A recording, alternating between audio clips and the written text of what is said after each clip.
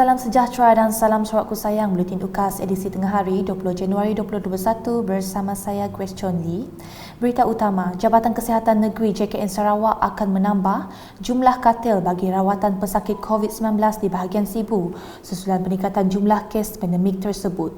Pengarahnya Dr. Ching Zing Hing berkata, sehingga kini kapasiti katil COVID-19 di Sibu adalah 79% dengan 4 pusat kuarantin dan rawatan COVID-19 berisiko rendah PKRC.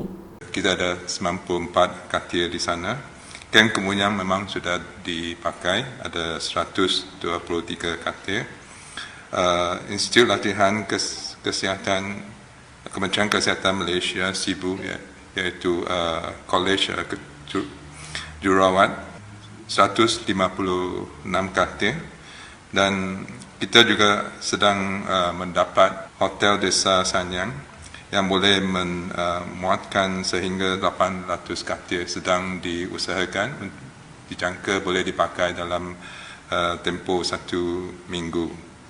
Bercakap semasa sidang media harian COVID-19 di Kuching pada Selasa, beliau berharap fasiliti itu dapat menampung jumlah pesakit dengan mengambil kira peratusan yang telah sembuh dan discharge. Dalam pada itu, beliau juga berkata masa menunggu untuk keputusan saringan COVID-19 untuk bahagian Sibu akan dikurangkan berikutan sebahagian daripada sampel turut dihantar ke Kuala Lumpur.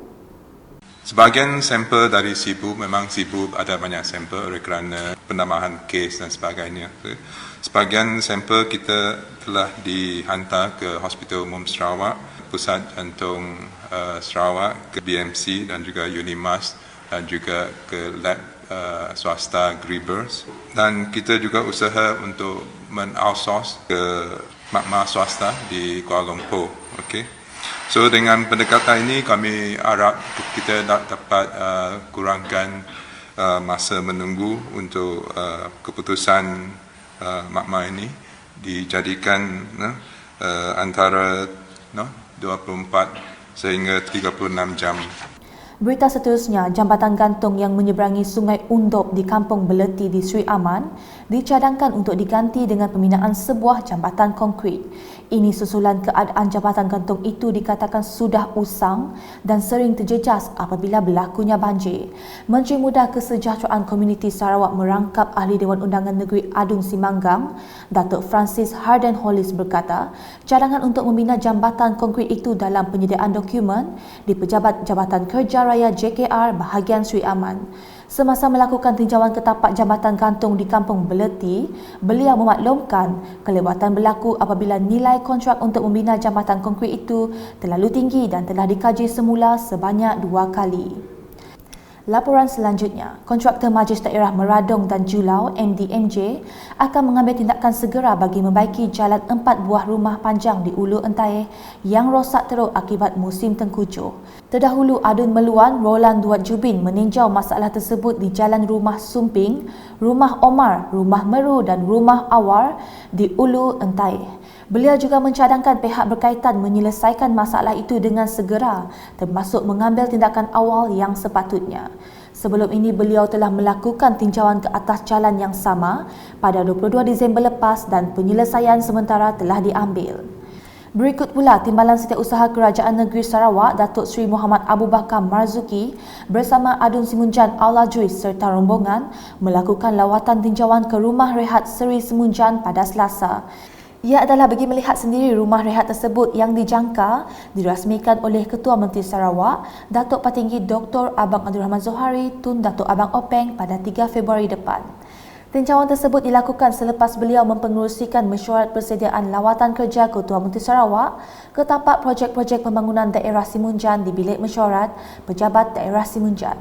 Sejurus selepas itu, rombongan telah melawat Anjong Rehat Simunjan di bawah selenggaraan Majlis Daerah Simunjan yang telah dirasmikan pada 31 Disember tahun lepas oleh Menteri Pelancongan Seni dan Budaya merangkap Ahli Parlimen Batang Sadong Datuk Seri Nancy Chukri.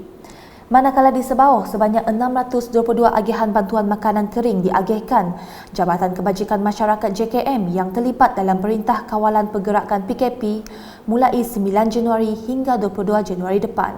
Bantuan makanan kering itu adalah untuk tempoh masa 2 minggu atau sehingga tamat PKP untuk penduduk rumah Patrick Andin dan rumah Jilan Agam serta beberapa rumah panjang lain. Antara rumah-rumah panjang yang terlibat dalam pengagihan bantuan makanan adalah seperti tertera.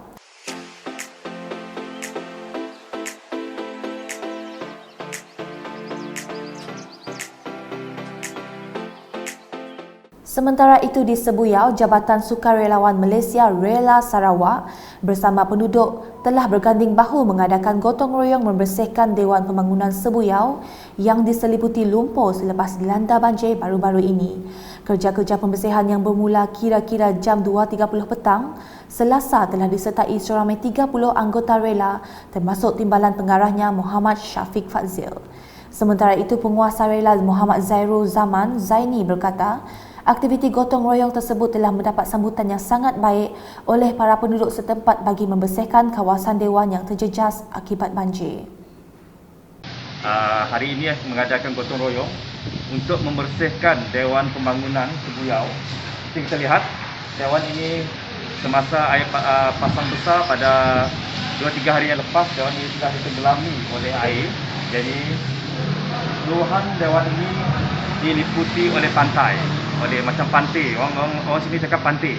Jadi hari ini rela Sebuyau turun untuk membersihkan dewan ini bagi memudahkan kegunaan masyarakat selepas ini. Sekian edisi Tengah Hari bersama saya Grace John Lee dan kru penerbitan. Berita lebih lanjut boleh didapati di semua platform media sosial UKAS termasuk portal ukas.sarawak.gov.my dan pastikan anda subscribe UKAS channel di YouTube. Salam UKAS.